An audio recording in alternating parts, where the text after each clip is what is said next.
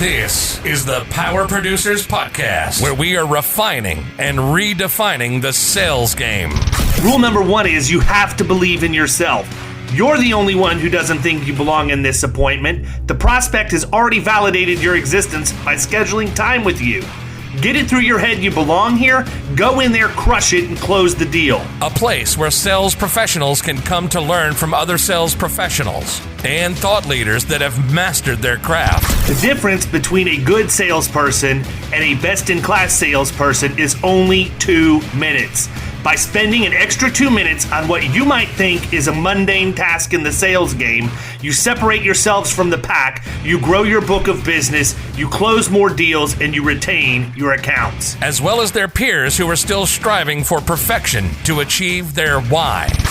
I have a wife and 4 kids. Failure is not an option. Real sales professionals, real stories, real results. It's no different than being a professional baseball player. You can't be a one-trick pony. You have to be a 5-tool player in order to succeed in this game. This is the Power Producers Podcast, production redefined. Are you ready to feel the power? Hey everybody, welcome to the Power Producers Podcast, where we are refining and redefining the sales game. Today, I am flying solo live from Bally's Resort and Casino here in Las Vegas, Nevada, right there on the Strip at the Keystone Emerging Leaders Conference for 2022.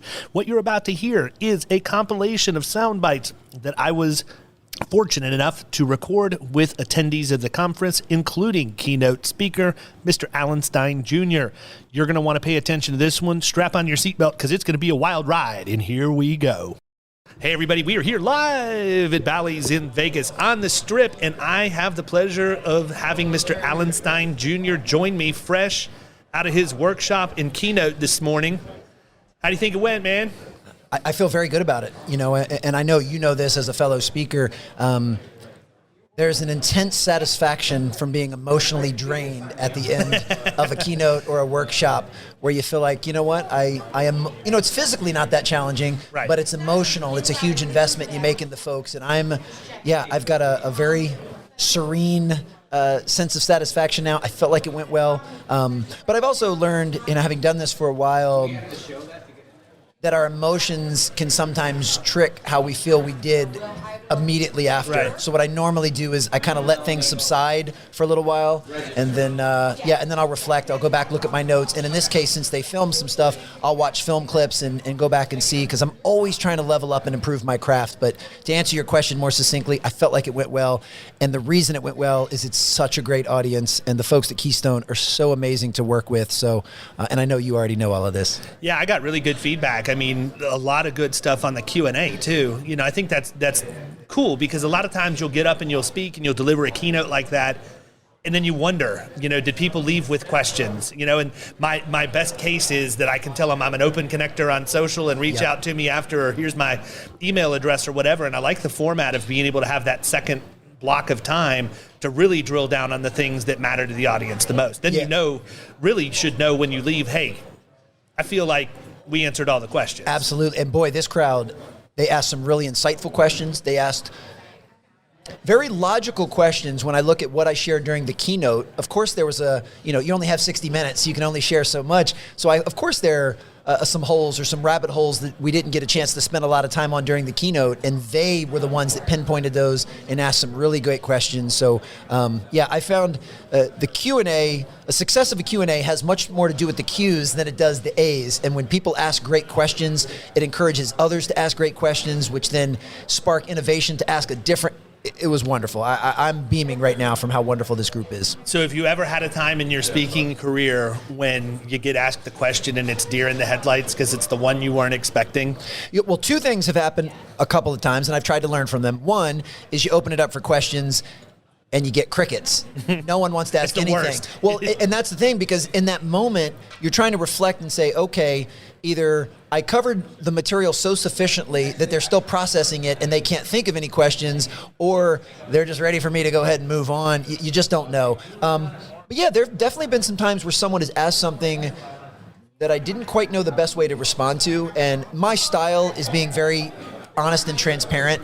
And even right now on this podcast, if you ask me something that I don't feel comfortable answering honestly or sufficiently, I'll just tell you. Yeah, I don't know the answer to this, but my mindset is I'll try and find out for you. Send me an email, and I'm going to try to find out this answer because now I'm curious, because you just asked me something that I don't know, and I'd like to know it. So usually people ask something that if I don't know it directly, it's kind of that 7 degrees from Kevin Bacon. I know something that's tangential to that might offer some help, and then I'm going to go find the real answer for you.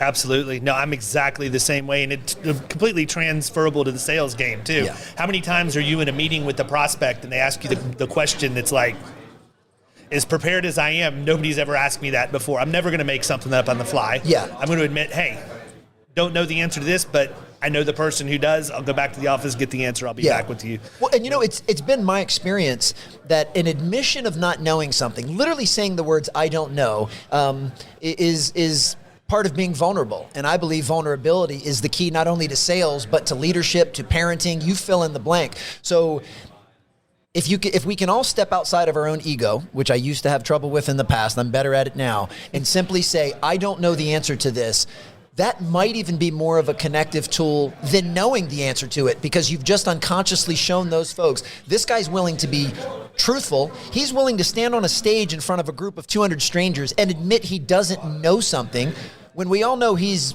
paid to come here and know something and he doesn't know the answer. So it's liberating. And now I don't have to hide behind pretending to know everything, because I certainly don't.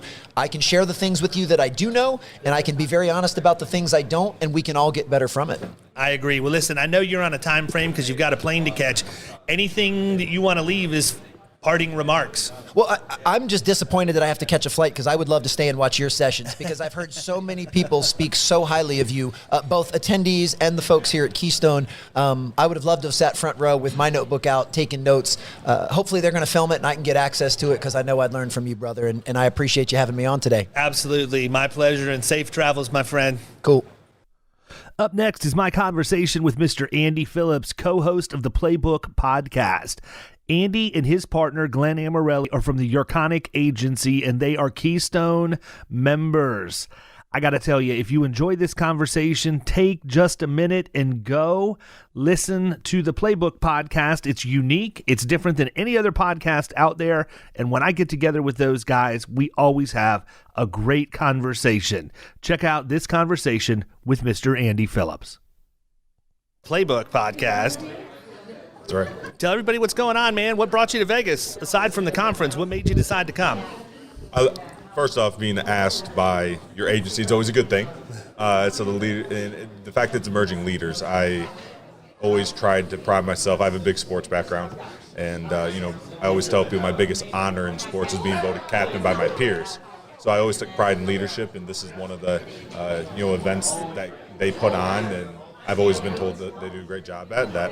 Really prioritizes leadership and team building, and so far, so good. Well, the event last night to kick things off did not disappoint. My buddy Steven Sedlak and everybody that was in that team did a great job setting the tone, and you're coming out right now after being in Alan Stein Jr.'s keynote this morning. How'd you feel about that? I loved it, and my favorite part, he did a great job of using stories to relate to people, but my favorite part of the entire thing was him saying accountability is a gift you give somebody, not a burden you put on them. And that's paraphrasing, but I thought that was a great way to look at it, and more on the other side, when you're held accountable, look at it that way. Yeah, no, that is a very good takeaway, and I think it's important, too, for people who are in leadership to understand that. I mean, accountability is a two-way street, and I know that that's something specifically in my agency that we deal with right now as the leader of the organization. I want my team to hold me equally as accountable as I hold them, and as long as they understand that and they participate in that, everything's great, but I think that it takes time for your team to get to a point where they feel confident criticizing, for lack of a better term, or holding accountable the person that's signing their paycheck. And after you get through a couple of accountability exercises like that, it ends up changing the culture of your organization. I mean, I learned early in my career in retail, one of the best ways to do that and get the feedback from your team is to have what's called a stop, start, and continue exercise. Okay. And so essentially we pull everybody into the conference room once a quarter. We're actually changing up doing this a little bit differently now because we're going through the EOS training with traction and all of that. But a quick and dirty way to do it, and it's really very effective, is to pull everybody in and get the whiteboard out and say, what do I need to stop? What do I need to start? What do I need to continue? And you may need to do it depending on how your operation runs. You may need to do that with some level of anonymity so that people feel comfortable giving you the good feedback. But you're going to have people that are willing to step out on a limb and give you the feedback in person. And once they understand that that's okay and there aren't going to be negative repercussions from that, it really is magic in an organization. And that starts with communication. 100%. And your ability as a leader to hold them accountable, your ability as a leader to let them know the standard, your ability as a leader to tell them the standard's for me as well. And when you see me not in line with the standard, let me know. And to be able to have that awareness and that comfortability as a leader to allow your employees to hold you to that standard, it sets the tempo for everyone saying, and I tell people all the time, Tom Brady just retired. Down there in the great state I know, of Florida man. where you were. It was so bad, too. So a lot of people don't know this, but we have a festival that's probably bigger and raunchier than Mardi Gras in Tampa called Gasparilla, and it signifies when Jose Gaspar, the pirate that allegedly came in and conquered Tampa, they reenact that every year. So you have all these CEOs and CFOs of companies that are on these parade floats that they build and hold fundraising events for that are just sloshed, riding down the main drag. And then you have the people coming in the flotilla of boats, and they demand the keys to the city from the mayor and all of that. And it's this massive, massive deal. And Tom Brady announces his retirement right in the middle of Gasparilla this year, or it was the fake announcement of retirement. But now everyone's talking about it. Right, and so everything's like, you could just see, like on TV, they're broadcasting the parade. It's like, wait, we have breaking news, and it's like, oh, you've got to be kidding me, man. And the thing about Brady, what we were talking about a little bit ago, in my opinion, the reason he accomplished so much and his teams accomplished so much was because he was a top dog very early on in his career. Yet it's infamous that Belichick was able in team meetings to call him out through years 16, 17, 18. He had the ability to take criticism. Yeah. And what that does for the rest of the team is if I'm a special teamer and I'm playing 8 plays a game and I get yelled at about 4 of them and I leave upset, you can't be that upset because I'm going, well, if Tom Brady's getting yelled at, I guess I can get yelled at and held accountable too. That creates an environment that you can have a two-decade dynasty. And then 2-year, maybe little one down in Tampa. It also creates an environment where we're not going to put up with Antonio Brown's crap in Tampa, right? That's the whole thing. So, it's interesting because I never really had an opinion on Brady. A lot of people either were gung-ho New England fans, loved him, or just hated him because that's just what happens when you're that successful. They hate him. And so I never really formed an opinion on him, but when he came to Tampa, he gained a fan, man. Oh, yeah. What he has done, not even on the field, just the stuff that he does in the community, how he lifts up the people around him, that is not an act on TV. We see it in real time. And so for me, the bigger issue with Brady retiring is that piece. Is he still going to be around and investing in the community at that level? Because he made a big difference in Tampa in 2 years. Well, huge. Yeah, he's a culture shifter, and that doesn't just mean in the locker room. No, and the real estate market feels it, I can promise you, man, because now if you look at it, Tampa has the Lightning that's back-to-back Stanley Cup winners. We had the Super Bowl with the Bucks, and they got into it was a miracle they even got into the playoffs this year with how bad we were limping along, right? Agreed. And then the Rays have been in the playoffs. They were in the World Series 2 years ago, playoffs again, and if they can ever put it together, I honestly felt like we had a realistic shot of running the trifecta and pulling all 3. But, leadership is an interesting thing, and I think that when people are in the top dog position, they're either loved or they're hated, and the hate isn't necessarily justified all the time. I just think it's people who wish they could have been in that position. And just a real quick story, and then I'll get rid of myself for you. When I had a brief stint with the Green Bay Packers, Aaron Rodgers is a lot like Brady in the sense of people have a very strong opinion one way or another about him. I tell people all the time I'm a major fan of him because of how he made me feel when I was there. the day I got signed, I was a tryout guy. The day I got signed, I was the last man on the roster. The single last man on the roster, yet the very first walkthrough, who comes up to me, says, "Hey, I'm Aaron." I laughed and said, "I know. I'm Andy." He sits there and he goes over protections with me. He asks me questions. He wanted to make sure I was comfortable with what I was here, the job I was here to do. And he knew in the back of his head, I'm not going to see this guy in 5 months ever again. Yep. But how you make the last man in your roster feel, how you make everybody feel, that goes miles off. Because those are the things nobody ever sees, that right? They see Rodgers holding out. They see Rodgers demanding a trade or demanding that the coach get changed out or whatever else. They don't see all of the things that are going on behind the scenes. And I mean, as much as I think I respect those guys as leaders, I respect them more as teammates. Yep. Right? Having been in organized athletics my pretty much entire life before I got too fat to do anything anymore, I respect that because the natural progression you have, it's honestly not that much different than the insurance industry if you continue to up your game. But the people who are great in high school go to college and play. I mean, the ones who aren't really good enough to get drafted and then go into the minors, but they go to college and play, and you may be the best guy wherever you came from.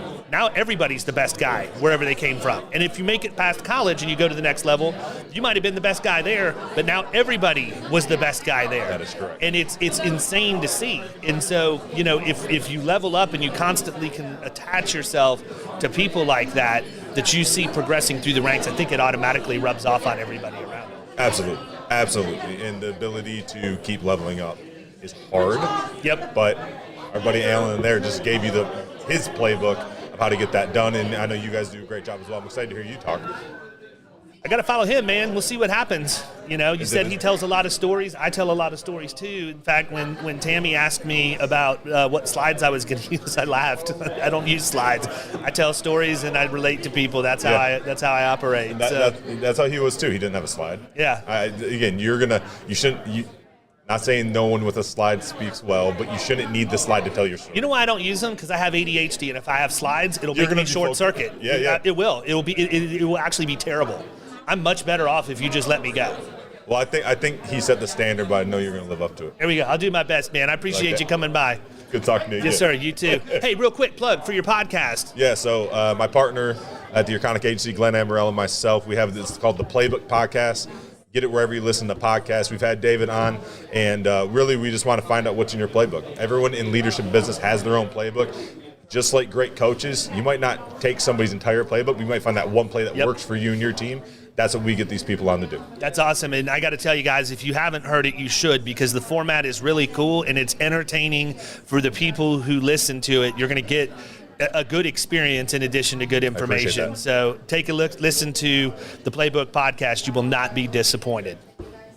We are back at the Emerging Leaders Conference here at Bally's on the Strip in Las Vegas, and I am with Shawn Eagan from IPFS. We're going to talk just for a couple of seconds on his experiences so far at the conference, and then we're going to talk a little bit about premium financing and some things we think you guys might want to hear about. Shawn, how's your morning been so far? So far, so good. The first speaker, Alan Stein, I think was his name, was fantastic. It was like a basketball coach and very inspirational. I had 2 or 3 really good topics that we covered. He was outstanding. No pressure on me for tomorrow, right? Well, he set the bar pretty high, but I think you're going to do fine based on what I know about you. Yeah, we'll see what happens, man. I tell people sometimes when I get on stage like that, it's like the movie Old School when Frank the Tank's debating James Carville and just blacks out for 20 minutes and doesn't remember anything, but absolutely nails it. Maybe that'll happen. But, IPFS is obviously here because you're engaged with Keystone. You guys are certainly a vendor that they prefer to use. I know from just talking to the agencies that I have a relationship with that are Keystone agencies. And, premium financing is one of those things we never want to talk about, right? I mean, you're in that role. We never want to talk about it. We never want to talk about digital advertising or any of those other things. And the problem with that is that's a confirmation bias on the agency principal's part. My perception, I think that we need to take those meetings because I went for a long time of not taking those meetings and I didn't realize what I was missing out on. And it's not always just about the actual financing transaction as much as it is how business is conducted in general. And I mean, I was at Jason Cass's Brain Share back in September of this year, And Davey had been chasing me, Davey Holt from IPFS. Shout out to him. Wish he was here. I don't know why he sold us down the river, but whatever. Shout out to Davey. Yeah, and I met him, and Steven Sedlak from here at Keystone had been trying to get me connected with him, and it was one of those things where it's like, I'm good, man. I don't really want to. And then I heard him get up and talk, and when I heard him talk about total pay, like, I'm one of those people that when I hear something that I don't have, my mind is already going in a million different directions about how I can use that in my agency if it makes sense. And what I took away from a 30-minute presentation was, I don't have to screw with agency bill anymore. Yep, that's basically what it was. Yep. Boiled it down to a 30-second soundbite. I That's did. really all it is. And listen, if you're an agency principal listening to this, which I got to believe with 20,000 people a month downloading this podcast, that there's a couple of you out there, and you hate premium financing, it's probably because you're not with IPFS doing total pay. I came back from BrainShare. That was the number one takeaway that I had. It wasn't any of the speaking, even though that stuff was all really good. It was, I need to fix my premium financing in my agency, and immediately we did it. I came back, Davey sent me the information to fill out, and with like a day later, we had already run our first agreement with you Fantastic. guys. And never looked back.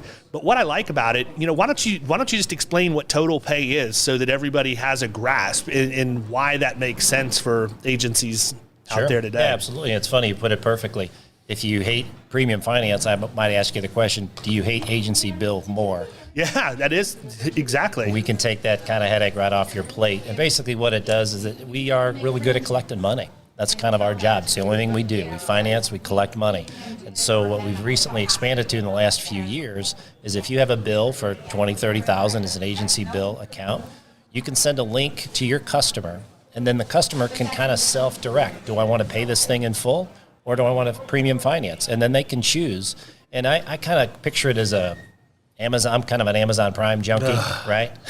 Every Monday's like Christmas morning at our house because the wife gets into the wine on Saturday night, and we never know what's coming Monday morning. Fantastic. It shows up a little package on the front door.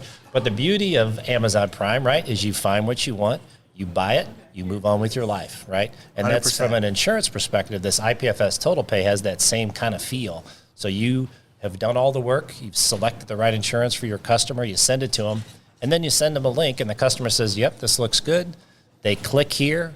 It brings them to a pay portal, and they can say, I want to pay this thing in full. They can use a credit card. They can use an ACH sweep, and then they're done. And you get your money, and you get your commission. They're done.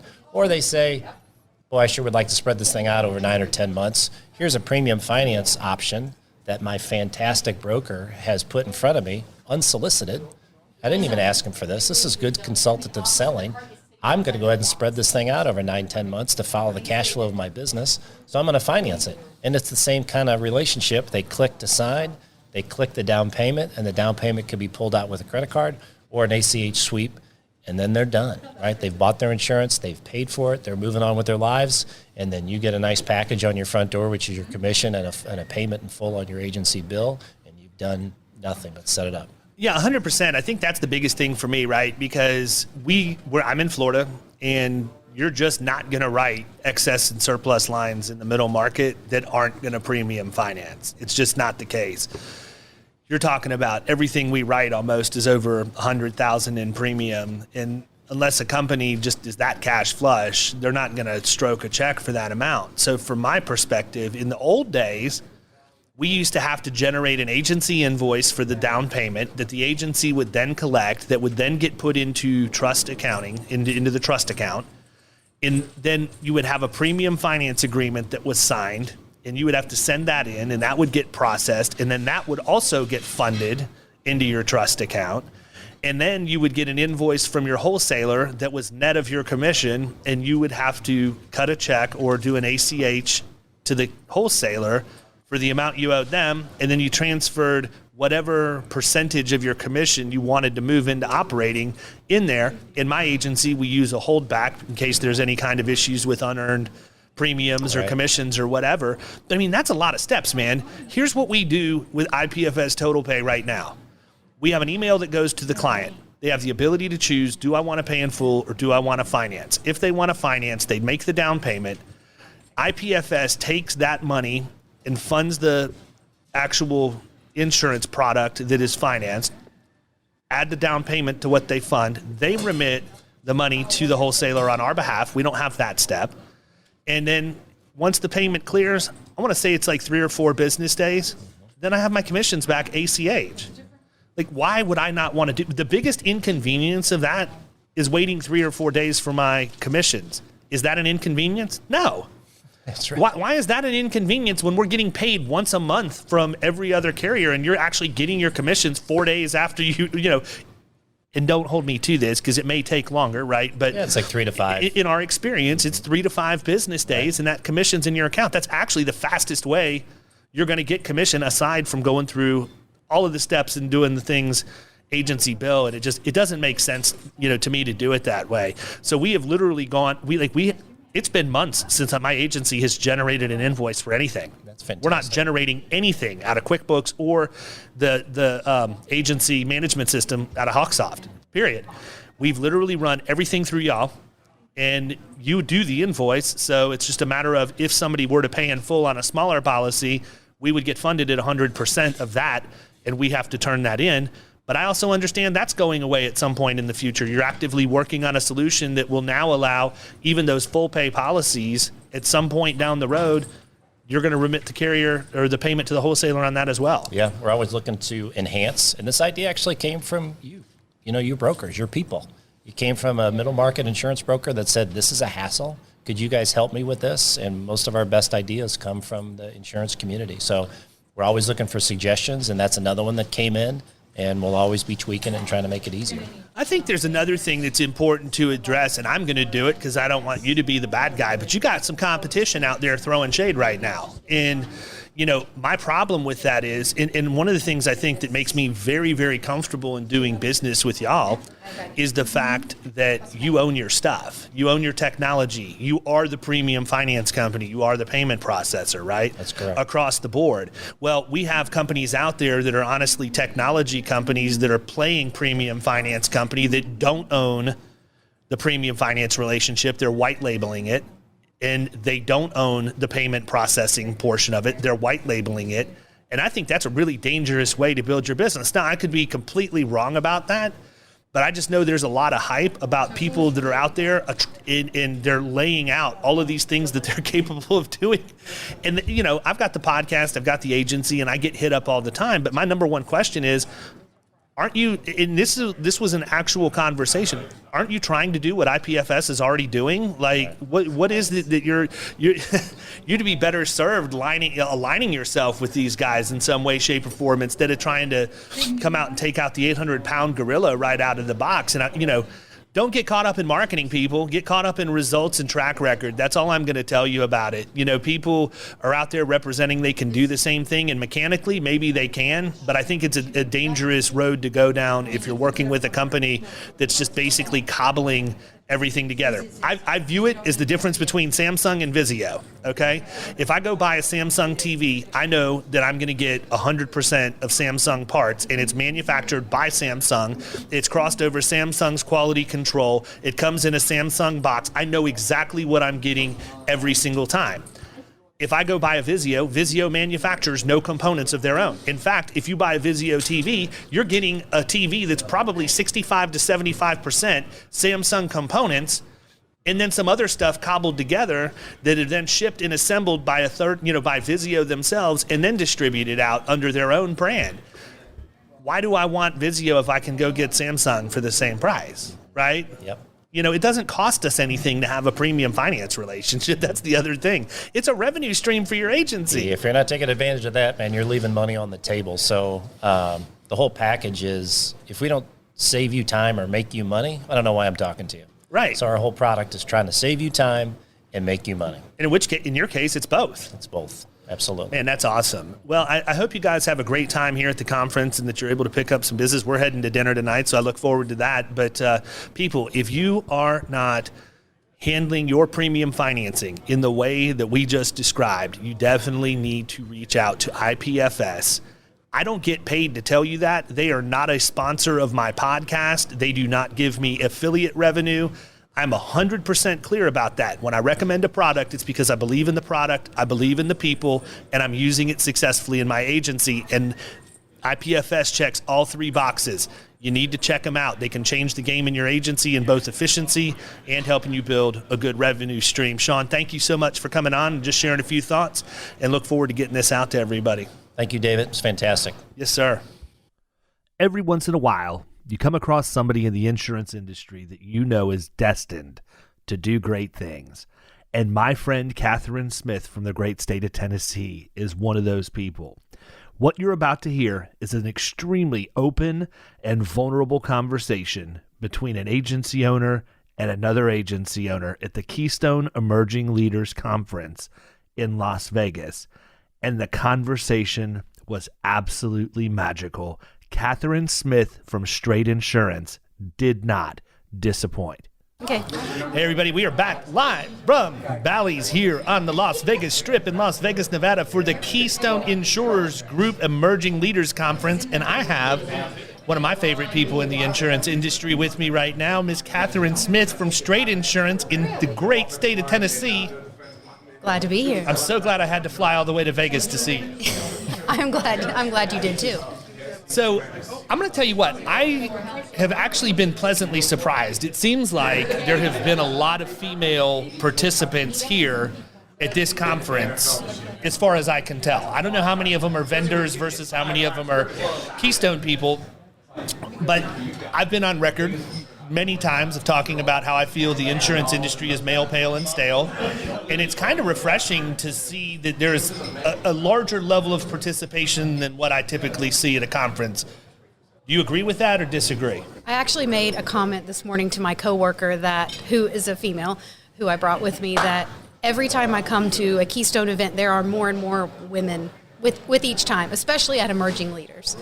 Yeah. So yeah, lots more ladies representing. That's good. Absolutely. So, there has been a great amount of feedback that's come back. We actually just recorded with Alan Stein right before you and I jumped on. Nice. What were your takeaways from this morning? Oh man, Alan was so good. I didn't really know what to expect. Yeah. But some of the things that he said that really spoke to me were about getting back to basics. With our team, we talk a lot about that. In our business plan, our first pillar is operational excellence, which means doing the basics every single day. And if people don't work with us because we're nice or because we're friendly, they work with us because we do what we say we're going to do. We meet our timelines and our deadlines. We're always courteous. And if we can get those things done and do them daily, and he talked about how hard that is to just do the basics every day, but be really disciplined in that, then we are given the opportunity to go deeper in our relationships with our customers. So it was validating to me that plan that we have is, it works. But then there were some other things too, just about trying to be present and live in the present, not worry about the past or the future. And thinking specifically about our sales team and our sales goals, a reminder for myself was when we're in our sales meetings, don't focus so much on the outcome of what our sales goal is. Focus on, are we well prepared? Are we making the calls every day like we need to be? How are we getting back to basics on meeting our sales goals, so that if we don't make it at the end of the year, we'll know that we did all the right things along the way to try to get there. And if we do, we'll also be really proud of the hard work we put in. I think it would be hard for you not to get to where you want to go by the end of the year if you're focusing on the basics. And it's almost like you crawled inside my head for a little bit, because one of the things that I've been talking about a lot lately is the fact that I think many times is the leadership of our agencies, we're so worried about the outcome that we forget about the process. Mm-hmm. And specifically in production, and it may be a little bit different when you're dealing with personal lines or smaller commercial, where it's a little bit more of a transactional sale than it is when you're out trying to differentiate yourself. But at the end of the day, there is a defined, and I'm actually got a book coming out about this very, very soon. There's a defined set of behaviors that producers need to have, and they're not awesomely, glorious for us to be out. There's no real sexiness to what we do every day. It's just a grind that you're constantly doing over and over again. It's getting your calls in, your marketing drops, your emails, all of the things you need to do. But as the agency owner, if you haven't, and I know you have because you already said that you have a business plan, which puts you ahead of a lot of the people that you compete against, but if you define what the behaviors are and you hold the producer accountable to the behaviors, you're going to get the results almost every single time because you have the ability to course correct. I know that if I have a producer that goes 3 weeks without a meaningful appointment, I've got a problem. I need to look and see what that is. Now, sometimes there may not be a problem there. It may just be, it's just been a dry 3 weeks and the behaviors are all there. And I know that if they just continue to do those things, they're fine. But as the leader of my organization, I also need to go in and address that with them and say, look, you had a dry patch for the last 3 weeks. You haven't had any new business appointments or anything. I wanted to let you know you're doing everything that I've asked you to do right. Just trust the process. I'm trusting the process. I'm not beating you up. I don't want you beating yourself up because I understand this is a mental game. And if they're doing all of those things and they're not getting traction, it's just a matter of them continuing to do them until they push through, and then they're going to reap all of the benefits of sticking with it. But if we wait until the 6-month review or a quarterly review or an annual review and we're saying, where are you in relationship to your end of the year goal? To me, that's the wrong place to start. You can monitor behaviors on a daily, weekly, monthly, annual basis. And as a leader, that's our job. We have to make sure that we understand that they're executing what we expect the way we expect them to do that. What does that mean? That means that on Friday afternoons, I block my schedule. I want to hear what they sound like on the phone, so I'm going to listen to their cold calls. I'm going to go into our CRM. I'm going to pull up a list of calls that people have made. I'm going to listen to those, and then I'm going to give them constructive, I call it, constructive criticism or congratulate them on doing a good job. I always want to reaffirm the positive behaviors very specifically and say, look, this was a great call. You probably don't even remember it. Go back and listen to this because here's why this worked. And then reaffirm what you want them doing. And if it's something where they're not doing what you want, then explain that and course correct and say, hey, here's an example of a good call that you did. Here's where you fell off. I mean, it's no different than being a Major League Baseball player. And you see this a lot of the times where you've got somebody who's an all-star ball player and they get into a slump. What's the first thing they do? They go in and they start looking at film. What have I changed? What am I doing differently today than I was at this time last year? Is there a little correction I need to make in my swing? Is my timing off? What is it? And then they get back on the right path. But a lot of times, I think that's where the ball is dropped. We measure the results, we monitor the results, but we don't define, measure, and monitor the behaviors in real time. And sometimes I think and Andrew talked about how if you delegate something to someone, that means that you trust them. If you delegate something to someone, but then you look over their shoulder, we talked about micromanaging. But I think when it comes to sales or even just any position that you might be in charge of, people like to know that you're interested in what they're doing. They probably appreciate that you might be spot checking because it means that you care and that you're helping them. It's not to micromanage. It's not to beat them down or nitpick everything that they do. But in our agency, we talk a lot about having a growth mindset instead of a fixed mindset. And someone who has a growth mindset sees feedback as an integral part of their ability to grow because they want it. They want it from their customers. They want it from their team.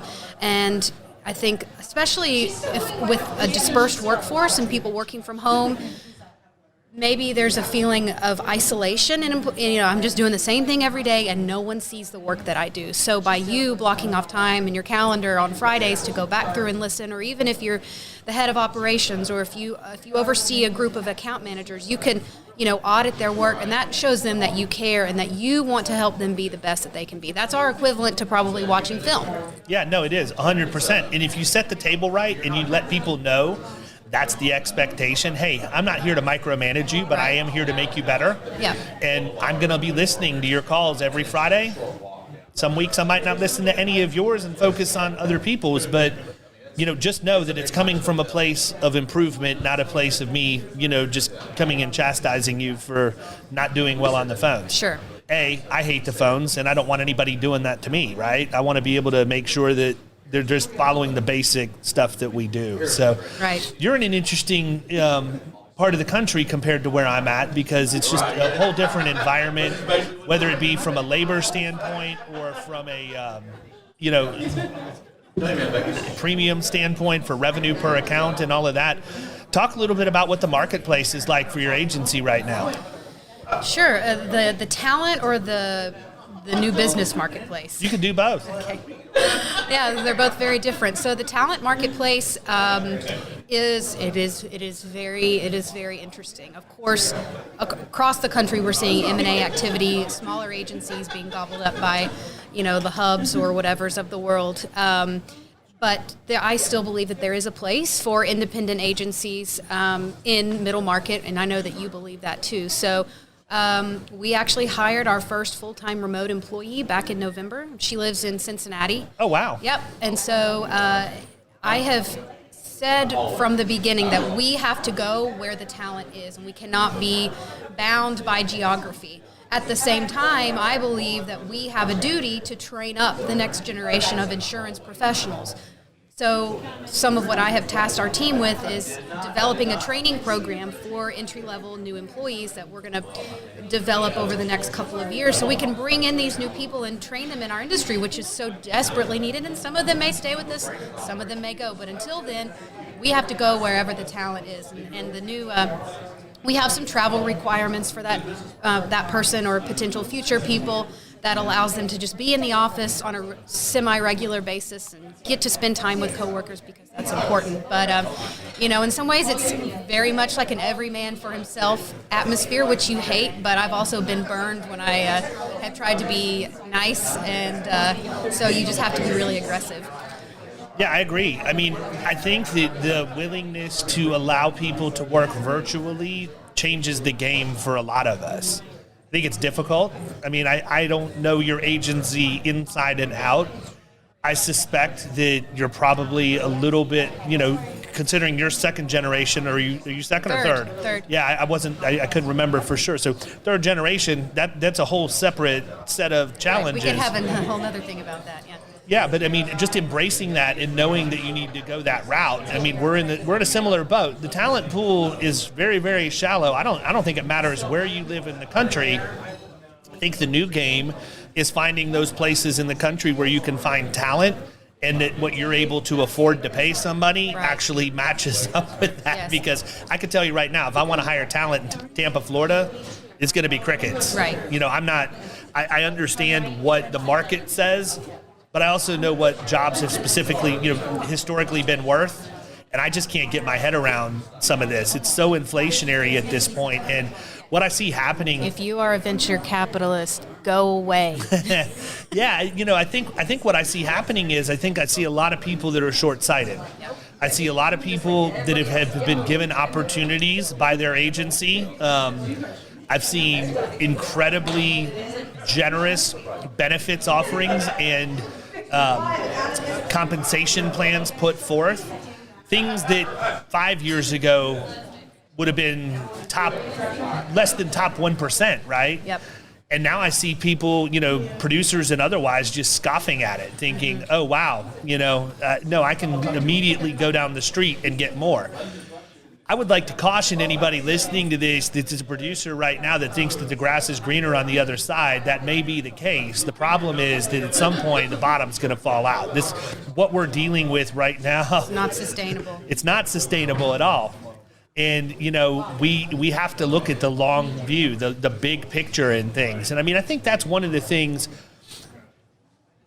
I think it's probably easier for an account manager to look at that than it is a producer, right? I think that producers, by and large, overvalue their position in the organization. It's not that they're not important. I mean, top line revenue is extremely important, but at some point, you're going to have to produce, period, right? Like, you can only go so many places and get an opportunity to come in and I've seen this, where I see this happen a lot.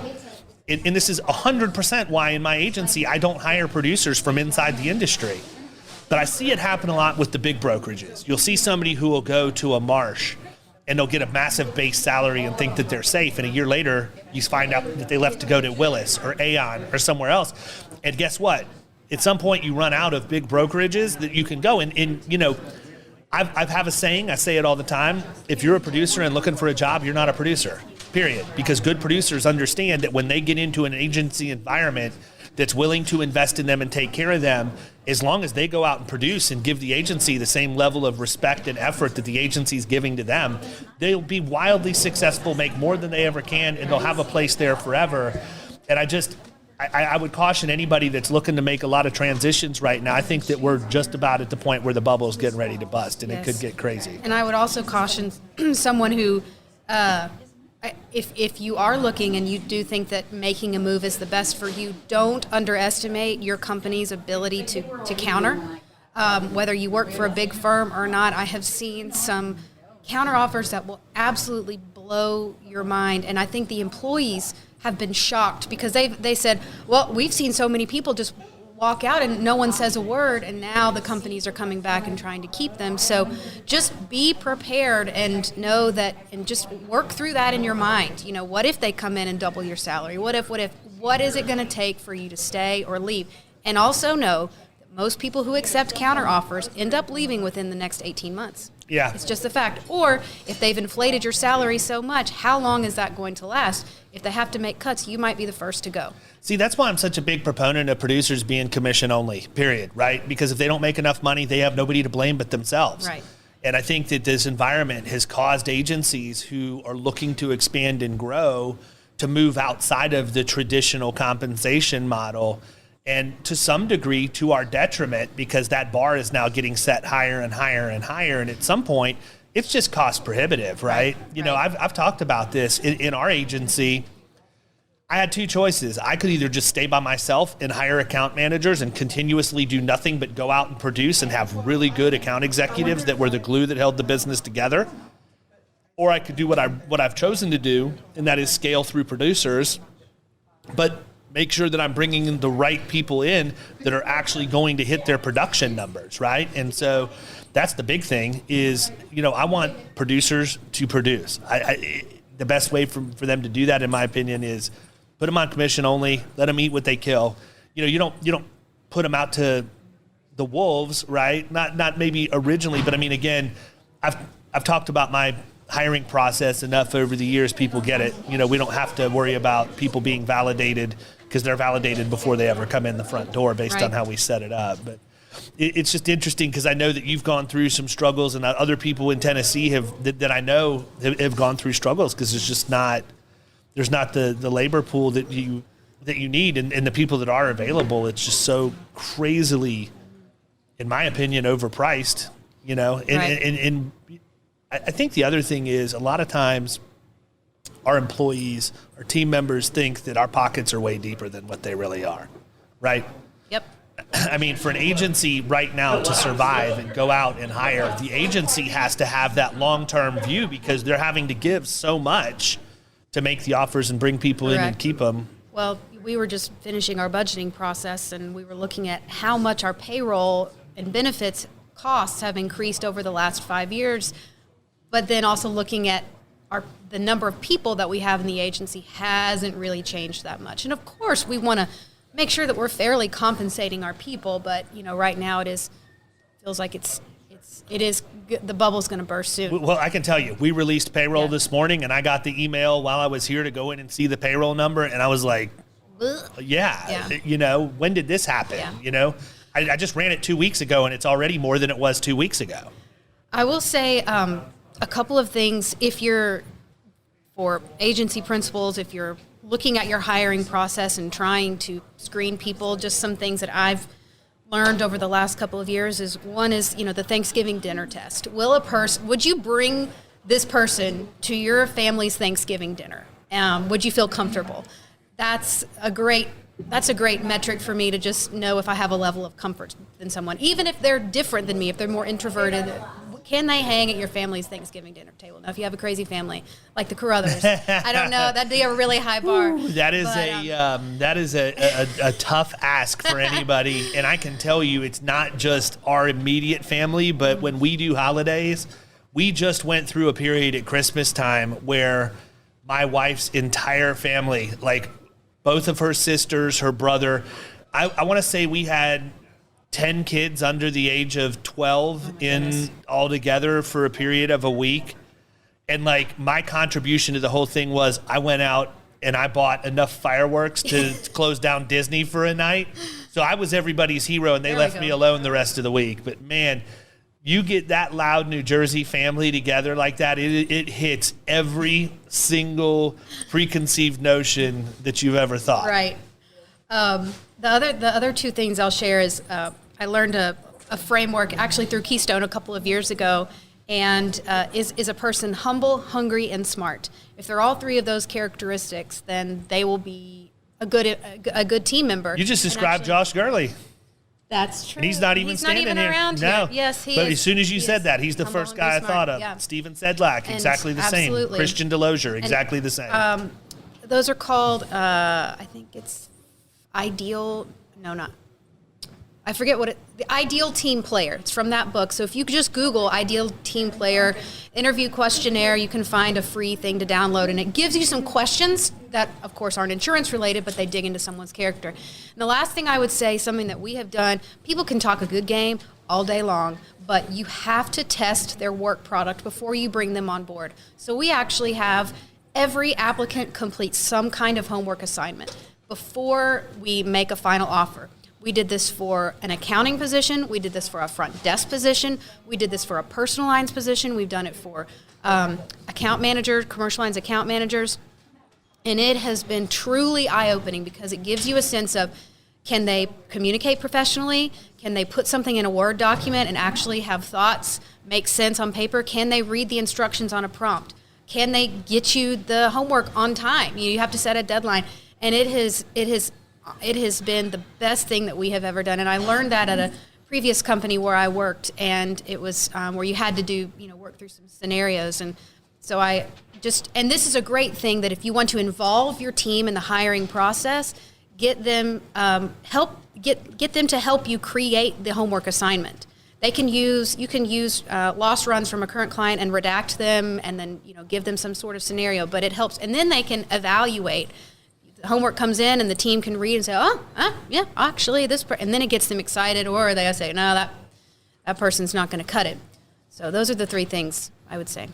You know what? Those are three good things to end on, and I know that you have a session that you need to get into. It's HR tips. I want to be there for that. Yeah, absolutely. Listen, if there is anything that I took from the last 20 minutes, it's that we need more Katherine Smith on Power Producers. So I know we can go down a lot of rabbit holes. I want to make this the official introduction, or the official invitation, rather, that it's open whenever you're ready. I want to have you come back on and spend an hour just drilling down, because I know that you have a lot to bring, and I really appreciate you taking time to talk to me today. Well, hey, it's a thank you for the opportunity. Love being here in Vegas. We're having fun, and this will be session 1. There we go. Sounds great. Thanks. I can't think of a better way to wrap up this podcast and put a stamp on a successful Keystone Emerging Leaders Conference than to share this conversation between me and my 3 good friends, Josh Gurley, Steven Sedlak, and Christian DeLozier. Listen up, people, because there is gold that gets spit over and over again in this session. All right, everybody, we are back live at Bally's in Las Vegas, right here on the Strip, with the golden voice, Steven Sedlak. Thank you for having me back. There he is. I didn't even have to boost the bass on that. Mr. Josh Gurley. What's up, everybody? Good to see you, David. And last but definitely not least, Mr. Christian DeLozier. None of these guys are strangers. Hello. Looking sharp as always, my man, DC. Thank you. Yeah. So, action-packed morning so far, huh? Yeah, we had Alan Stein on, man. That guy is just full of energy. I mean, his mindset on everything is just at a different level, but his energy is just out the top. I mean, yeah, Alan brought the heat today, for sure. I'm thinking, based on what I've heard, that I need to shotgun a Bang energy drink on stage right before I start tomorrow. Well, you're high energy too, so I think you'll be okay. But if you want to take it up another level, I think he's in better shape though. When I get high energy, I get out of breath. So. Well, the best thing is the person that's going to introduce you tomorrow. Well, no, this is a whole. That's going to get you hyped up. Hold on. This is a series of events, right? I'm Tell the story. I'm introducing Josh Gurley, who will then be introducing David Carothers. There's a lot of introductions here. That's what he said. Sedlak said, well, Josh said he wanted to introduce you, so I'm going to introduce Josh. Well, I'm just going to start by telling the people how extra you are. Dude, I mean, I showed up with this rig for recording at the event. That's pretty extra. That is extra. And I'll tell you what else is extra is Keystone is extra. Like, this has just been an organization I think that all three of us could undoubtedly say has made a huge difference in our career. I know for me personally, it's been an incredible group to be a part of. Yeah, I agree 100%. I haven't looked back since we joined 2011, 2012. And this event has just taken off, and it's become my favorite event that I attend every year, but also, you know, we have a record number this year. And this is just all Keystone agents and candidates and sponsors, but it has become the most attended, the one that everybody wants to go to every year, because the content that we provide in this one is just, you know, it's at a different level than a pony show that's just going to hoopla and back everybody, you know, pat everybody on the back. So I agree. Yeah, and I think what Alan said this morning, I mean, was just very, you know, good for our industry to hear, because he's obviously read the book, The Principle of the Path, because he talked about direction determines destination the whole time. I mean, if we wanted to come to Las Vegas and you're in Atlanta, Georgia, and you get on an airplane and you start flying east, you're never going to get to Las Vegas unless you fly around the entire world, right? You have to fly west to be able to get there. And so it's not about what you want to do. It's not about how you feel. It's not about what you think or what anybody else thinks. It's about what you do. And I think he did a great job this morning of letting everybody know that and just remind them that that's the most important part, is taking those steps forward and the behavior that every producer needs to follow. And I'm sure for the two of you guys, or the three of you guys, I mean, just like me, the things that we've done to be successful in our agency have just come down to behavior and doing things every single day. It's like he said, it's the mindset, right? Yeah, well, DeLozier, you had a little one-on-one time with Alan Stein Jr. there at the end. How'd that go? What'd you guys talk about? Oh, I got a new bromance. You got some competition, Dave. You know what? That's okay. Is Alan going to be your +1 to Key West? That's the real question. Well, if Ms. DeLozier has anything to say about it, no, she'll be my +1.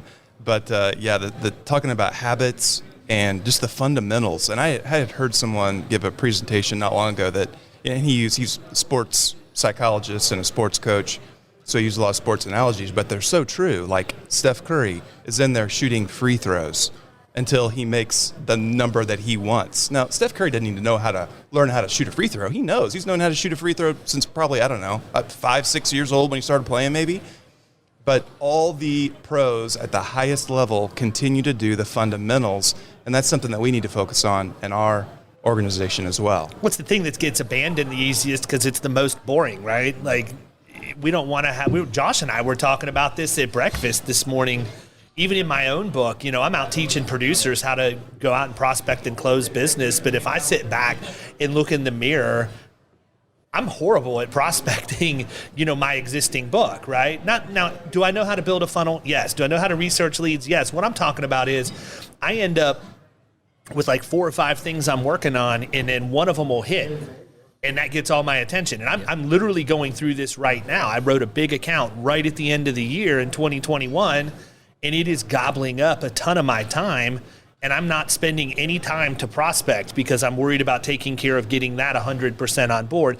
Maybe that's middle market specific, you know, but I feel like I could probably be a lot more productive in terms of bringing revenue on the books if I still went back and just forced myself, right? It's a forced habit to a certain degree. We know we need to be doing it. It's just, it comes to the point of, well, you know, I wrote this account. I'm good for the account I wrote, I'm good for a year. Congratulations. Yeah. So do I want to work on that, or do I want to just go after more? And, you know, the other thing too is from an agency leadership standpoint, I think when you're the principal of the agency, you know, my number one goal this year for 2022 is to not produce a single account. I don't want to write any new business at all for myself personally, because if I'm producing, I'm not leading. And so I think that I'm more valuable to the organization if I step away from that altogether. So I always find it interesting when people are talking about, fundamentals, and whether it be shooting the free throws or look at the pros that are always at the driving range. How many times do these golfers go play a round in a tournament, and then the next thing you know, they're right back at the range right after they're done playing that round to get ready for the next day, and then they show up early that next day to get warmed up and have that routine. And I think that sometimes it's just easy. It's like exercise or diet or anything else. You take one day off, and then it's a week off and a month off, and the next thing you know, you're off the rails completely. Well, if you look at it, every great athlete in the world has a coach. Every single Tiger, one. Tiger Woods has a swing coach. He's got coaches. Maybe not anymore, but he had coaches. So the people that have the mindset that they can do it all themselves without any help or anything, I think that's an absurd statement. And again, I think going back to that fundamentals aspect that he was talking about, when he said that, about the basics that they practice, that I literally wrote down cold call, cold call, cold call. Again, I do it. That's how I prospect business. Do I do it enough? No. Right. If I set that every day as an hour, that I'm going to cold call for 1 hour, the amount of opportunities I'm going to have are going to be way greater. It's just you got to focus and put that mindset in place to do that. Well, that's the first thing. It's got to get on the schedule. You have to have that on the calendar. For me, if I have it on the calendar, it's going to get done 100% of the time. I joke about it. I've probably said it 4 dozen times on the podcast. I'm going to say it 4 dozen in one. I'm like frickin' Ron Burgundy with the teleprompter with my calendar. Yeah. If it's on my calendar, I'm going to do exactly as it tells me I need to do it, period. If it's not on the calendar, it ain't getting done. And it's gotten to the point, even with stuff at home, where Andrea knows that if she wants me to make sure that I'm at something, she sends me a meeting request so that it hits the calendar, and that way I know. And it's actually gotten rid of a ton of stress between the two of us, because with me traveling for work and her traveling for work and all of the kids' extracurricular stuff, we just basically treat our work calendars as part of our family stuff at this point, and it always shows up. We'll go into the sports thing. So I heard the statistic that for a guy like Tiger Woods that's made $500 million on the PGA Tour, the difference in somebody that plays on the PGA Tour and somebody that plays on the Korn Ferry Tour is not as big as you would think. It's 1/4 of 1 stroke per round. That's it, right? And that's the difference in playing for $1 million a week and playing for $100,000 a week. So it's not like these guys are also not a bad option, by the way. Also not a bad option. But it's not like these guys are 5 or 10 strokes around better. It's only 1/4 of 1 stroke. And, to go to Stephen's point about prospecting, and we brought on an account last week. We've been working on this account for quite a while.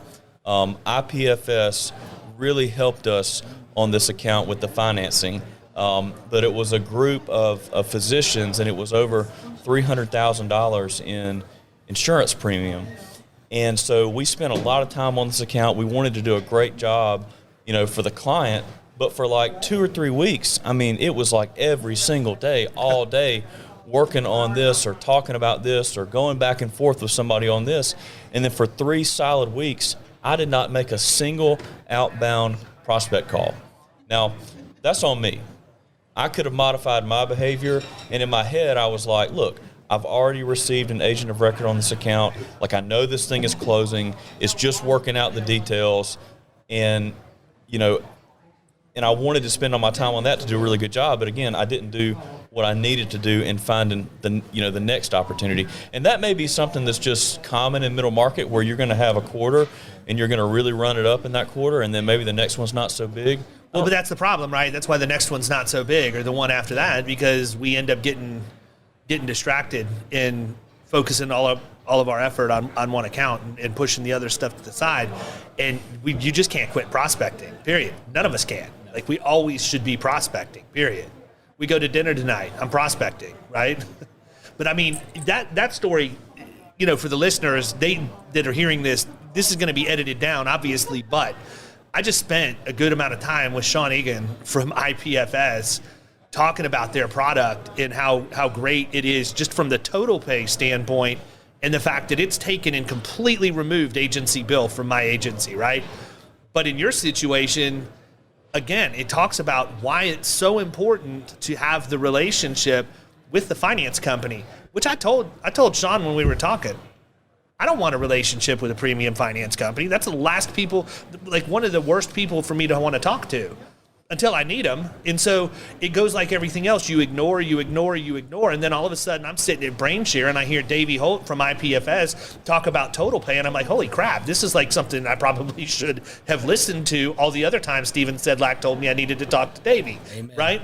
But at the end, so we made that change. But I mean, in your situation, you went back to them and you asked for very specific terms to be addressed, and they made it happen.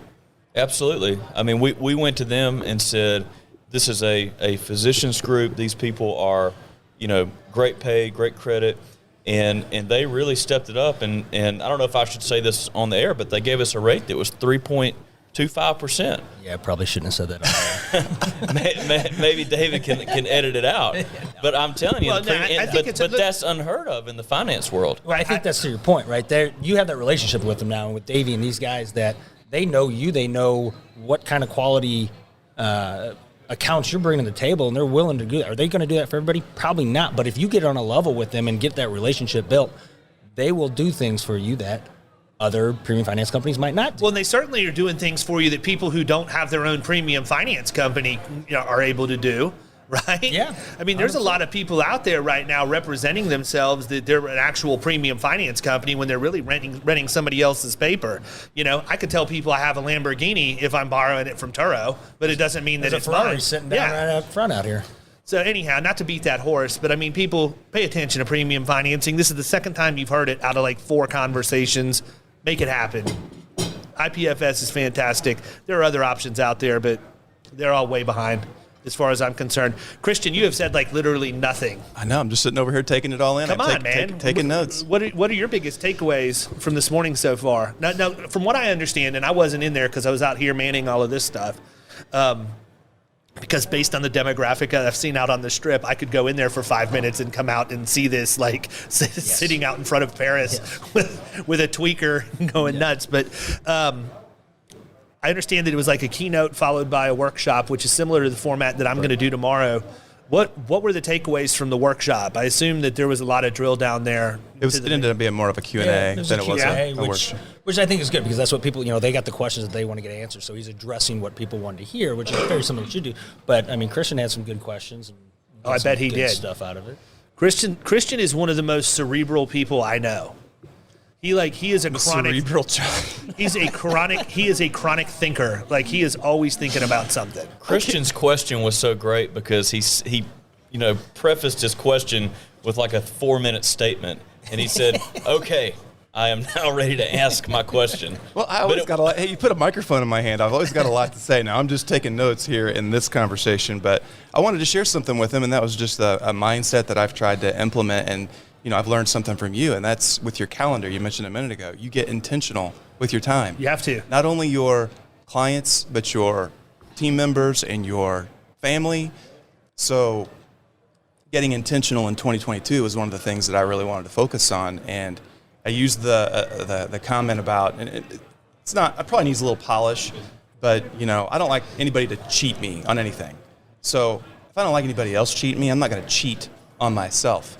Whether that's working out or that's doing my meditation. Did you have that same mindset? No, he's got a little statement though that he talks about. It's okay to cheat on your job. Oh yes, right? Yes. Mm-hmm. Which is a great book, Choosing to Cheat by Andy Stanley. I'll give that a plug on the podcast, but you should check that out. Principle of the Path and Choosing to Cheat. I'm waiting. Right. You told me you were going to send it to me, and it still hasn't arrived. So I guess I'm just very unreliable. I'm choosing to cheat on you.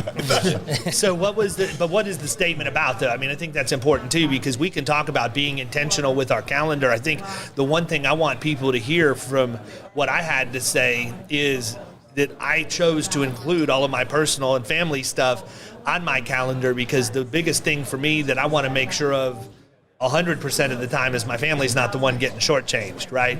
I'm very, very intentional. And has it cost me business? It absolutely has. But you know what? I honestly think that because I have my priorities right, that I've also gained business from people who respect that. So he used was it Lou Holtz that he talked about in there with the acronym WIN? What's important now? Yeah. And everything you put on the calendar is exactly And that's perfect. It's what's important now, because if you don't get intentional about making time for clients, team, family, there's all kinds of things that are begging for our time. I'm guilty of it myself, like shiny object. Like when I try to sit down and do a little headspace meditation, there are a million things. You would probably deal with the same thing. Like 100%. No, I mean, so for me, meditation is just not even going to happen. Meditation for me is the drive to and from work. Seriously. Or if I'm going to an appointment, those are the times that I'll sit down and I'll be just running a million ideas. Put me on the plane for 4 hours to Vegas. It was almost uncontrollable. My mind was going so many different directions. And my problem has always been that I'll forget 90% of that stuff. So one thing that I've also started doing is I've started dictating to myself, so that as I have these ideas, that I put them somewhere that I can go back and listen to them later. It used to be I'd have 15 legal pads laying around the office that were all, full of the things that I was never going to execute on, but thought they were awesome ideas at the time. Well, I think to your point, Christian, he was talking about, bookends of your day, the first hour and the last hour, how important it is to have that structure in there. And I think people always try to find that, what should I be doing? What do I need to do? Somebody asked him, what do you do for the first hour and last hour? And I think it's important for people to realize that you just need to find what works for you. Don't look at, find this self-help book that tells you this is what you need to do. Everything in there is not going to be for you. You need to figure out what is best. Like meditating, it's not for me either. I'm not going to meditate, just not going to do it.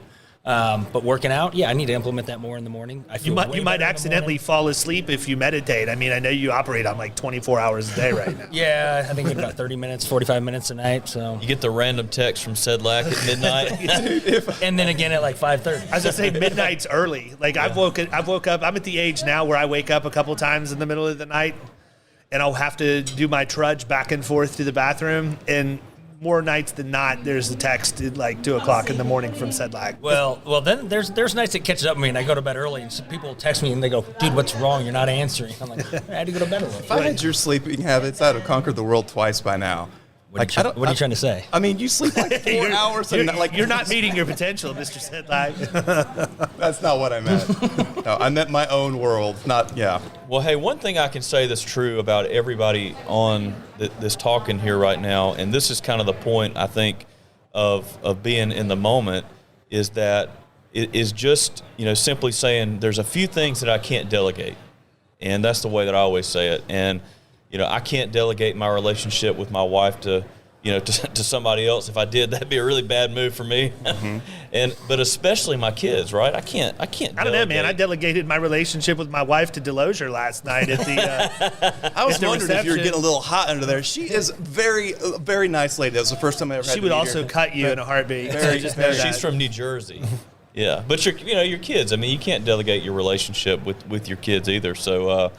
I think sometimes we just have to keep it all in perspective and realize that we get to do this. We get to be in just an amazing industry. I think it's what Cass that says it's the greatest industry God ever created. Yeah. And so I agree with that, man. I mean, I could have been at home this morning, or I could have been sitting on the Las Vegas Strip eating a fabulous breakfast. Where'd you guys go? With Josh and his wife. We went to the little cafe over at Paris. Yeah. It was fantastic, right? Yeah, it was amazing. The people watching was even better. Yeah, that's one of the best parts. The best part about it was when we were walking to Paris, there was a guy, and he just walks out of CVS and he just spikes like a 3/4 full Modelo. Yeah, a tall boy of Modelo just slams it down. Did he do the tornado? Everywhere. Did he spin it around? And you know what? Tornado? He actually did. He did that, and he slammed it down, and then he just started going off on himself. And it's this is not what I normally deal with before breakfast at home, He hadn't gone to sleep yet. That's the funny thing about the street. No, there's a 1,000% chance that's the case. Yeah. But it's just I don't know, man. It's just an interesting experience. But I know this. I know that there are plenty of times I wake up and have breakfast in Key West, thanks to the insurance industry. Or I was in Denver a couple of weeks ago, thanks to the insurance industry. So, a lot of times I think that there are people out there that they get caught up and they're worried about hitting their numbers, and maybe they lose their passion or they lose their drive. And, one of the things that I say all the time is the paychecks are sexy, but the process never is. And you have to embrace the grind. You have to hit the process. You have to make your dials. You have to make your emails. You have to do all of that stuff. But there are greener pastures on the other side that when you push through, it's not just monetary. It's the friendships, the friendship that I have with the three of you guys, and just the relationships that you make and the ability to earn and travel and do all of that. Holy cow. Yep. Like, what other occupations do you have that flexibility and ability? Not very many. Not many. Most of them, you got to go to school for another 8 years or so. Sometimes. Yeah, you don't even have to go to school to do this. Yeah. You just, seriously. In Georgia, you have to take a 40-hour class, and that's get a license. What's it like in Missouri? Similar. See, in Florida, I always thought, I couldn't believe like how easy it was to get a license in Florida. And then I realized we're like one of the hardest because we were 200 hours in class. Like when I went to school 8 to 5, Monday through Friday for 5 weeks. Well, nothing chaps my ass more when I hear people talking about, this person was talking about their insurance. They're not even licensed. Like, people in our industry sometimes make it out to be like, we hold a law degree. Yeah. It's really not hard to get licensed. But the good agents can separate themselves. But it just blows my mind when people get so upset. I understand it's a law. You should talk to somebody that's an advisor and has the license. But it's not hard to get it. It's just what you do when you have it that makes you successful or not successful. I think this would be a good segue. That in Missouri, and I don't know, are you Missouri? You're Illinois. Yeah, I'm Missouri. Okay. So it is, in my opinion, too easy to get licensed, which is why you shouldn't look, when you're looking for an insurance broker, you shouldn't be just stopping with who's licensed. Like, look at the credentials behind their name. Like, you've got CIC and CRM, and you guys both have CRC as well. I couldn't suffer through the CRM. I should. I need to get back going again. Yeah, you should. But Alan Stein would. Don't cheat on yourself. Oh, you guys are gonna. Here's a goal for DeLozier Yeah. 2022 CRM. I do have other goals in place. But look at those designations to see who is a true professional. Not just somebody that can sell you an insurance policy, but somebody that can do it well and should be. Because we all know, like, I've got tools in my garage. I could go work on my car. Yep. I shouldn't be. Yeah, exactly. Ever. Well, I look at it like this. I think that from a buyer's perspective, that the common denominator is we all have the ability to place insurance for people. We're all licensed. I would assume that anybody that's calling on a prospect is licensed and has the ability to structure and place coverage. That's normal. What are you going to do to be uncommon in a common environment? That's the difference, right? And going out, getting designations, educating yourself better. Here's another one. Don't pencil whip your continuing ed. Like, actually take it seriously. If you have a regular license and no designations, that might be a little bit more difficult. But if you're in CIC, don't just go listen to the Commercial Casualty Institute every time. Get into the rubles. Get into the stuff that makes you a little bit uncomfortable, that you're hearing, wondering if you have done it right on your accounts because you didn't even know some of that stuff before you sat down and listened to it. When pandemic hit and they did all the stuff virtual, that was the worst CIC update I ever took because I got nothing out of it besides just getting the update. And so I told them, they kept telling me they're going to bring them back. So I'm like, I'm waiting. Give me extensions until you bring them back because I want to get value out of this and learn something. Hey, they'll get you on those. Listen, you better communicate that because they're real serious about making sure you're up to date. When Ethan was going through all of his issues and we were flying back and forth to Children's Hospital of Philadelphia, I completely forgot, like I didn't have other important things on my plate, right? So I ended up getting almost 2 years behind in my designation, and I got a registered letter from the National Alliance saying, hey bud, you need to cease and desist using your designations, and a screenshot of my LinkedIn profile. I'm like, holy crap. Never even thought about this, and they were really cool about it. Obviously, I picked up the phone and explained what was going on, but people, you start digging a hole like that, it's a hard hole to get out of. It literally took me like the next 5 years to get the 2 that I missed caught up, plus everything else, and get it up to date. And they were really gracious about working with me on it. But I've actually enjoyed the virtual piece from the aspect of I don't need it for continuing ed at this point because my numbers are good. I'm actually a year ahead now. But what I like to do, specifically because they have the subscription for like $700 online, I like to just go and listen to the rubles. I'll put it on my iPad while I'm working and just listen to it so that I can absorb what they're saying. And there's some good stuff in there. There's a lot of stuff that I think is so technical, none of us are ever going to talk about it at the point of sale because there's really not a place to talk about it to a client. But it lets you know that you know what you don't know pretty darn quick. I agree. So the $1 million question, do you have your next update on your calendar? My next update for what? For your CIC. It's already a year ahead. Yeah, I'm a year ahead, man. Oh, you're a year ahead. I'm Okay, a year sorry, ahead. sorry. So, no, I mean, I've literally just decided that with that deal they have, I'll just keep paying the 700s, and I'll listen to them in real time. I don't think it'll ever be an issue again. Well, I got to give the National Alliance some credit because I took my last CIC update in 2020, and I did it online, and I was like pounding Mountain Dew Code Red the whole time, like I was back in high school trying to stay awake, and I think I fell asleep for the last hour. So maybe I didn't do the best job on that, but they actually let me skip 2021 altogether. So my next update is not due until June of this year. How long have you had your CIC? 2014. Okay. So at some point, you don't have to do it every year, right? Yeah. Isn't it like an every other year? 10 years? Is it 10 or 20? I don't know. I think that may be part of the reason I'm ahead, too. Well, and that's interesting because in I'm at 10 Georgia, years, and I think I still have to do that. well, in Georgia, you don't have to have as many CE hours if you are a CIC.